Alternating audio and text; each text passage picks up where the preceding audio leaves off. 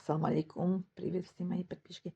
Мой папа купил мне музыкальный инструмент, и не с целью, что я учила танцевать, пошла танцевала, где в свадьбах, ну, с людьми, да, на это наше мероприятие, или как это на праздниках. Он это с целью, что я это не скучала, не было мне скучно, что подруги ко мне пришли, что я с ним как это повеселилась, ну, радовались. Вот с этим весельем он купил мне как это музыкальный инструмент, как я узнала, однако мне на свадьбу были. Моя сестра вышла танцевать, мой папа тихо подошел к ней на ухо, сказал, что не танцевай, с мужчинами нельзя. Потом она пришла, говорит, это мой папа мне говорит, танцевай.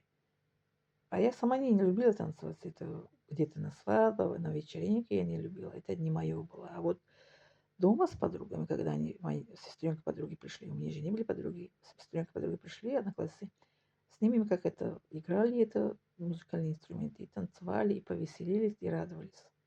Да, такое было. Да, чтобы это не выросла я замкнутая, вот мои родители так решили, что вот это ребенок не ходит никуда, не дружит ни с кем, на улице не выходит, правильно? На вечеринки не ходит, как это в школе ни с кем не общается, не дружит. Как-то надо, как это ребенку, как это воспитывать, что она не выросла замкнутая. Вот видите, какой я ребенок. Я ни с кем не дружила, ни с кем не общалась. При этом я с вами сижу и общаюсь.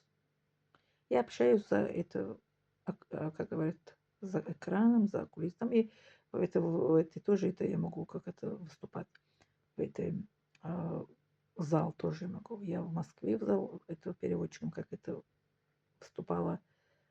В Таджикистане тоже, когда гости приехали, когда студентка тоже была, выступала. Да. И вот это медицинском колледже, когда я окончил, тоже выступала. Это благодарила нашу учителя тоже.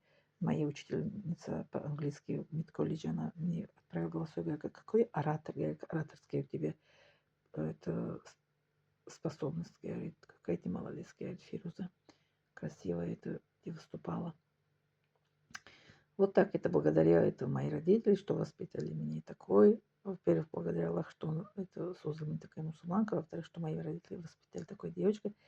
И в-третьих, что мой брат это младший, он всегда мне как это мотивация с его стороны была, что я выступала, я как-то была активная девочка в школе. И на будущее тоже он мне готовил, что поступишь, учишься, получаешь диплом.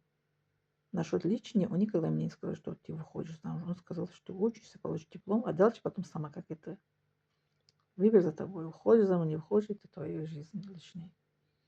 Вот так. Благодарю за внимание.